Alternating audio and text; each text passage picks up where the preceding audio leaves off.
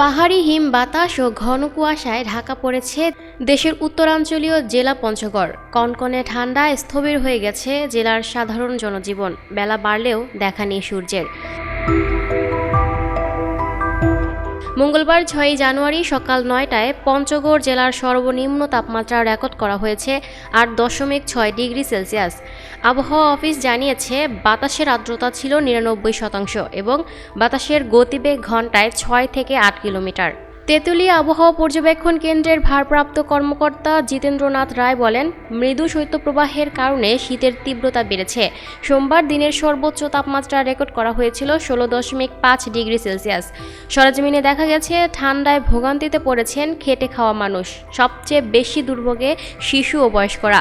শীত থেকে বাঁচতে তারা আগুন জ্বালিয়ে কিংবা ভারী কাপড়ে শরীর ঢেকে চলছেন। ঘন কুয়াশার কারণে মহাসড়কগুলোতে গাড়ি হেডলাইট জ্বালিয়ে চলাচল করছে। স্থানীয়রা জানান, সোমবার ৫ জানুয়ারি দিনভর সূর্যের দেখা মেলেনি। কুয়াশার সঙ্গে মেঘাচ্ছন্ন পরিবেশে ছিল সারাদিন। তবে মঙ্গলবার ঠান্ডা আরও বেড়েছে এবং কুয়াশার পরিমাণও বেশি। সকাল ১০টায় রোদ বা সূর্যের দেখা মিলছে না। Lucky Akter, up to date news, Dhaka.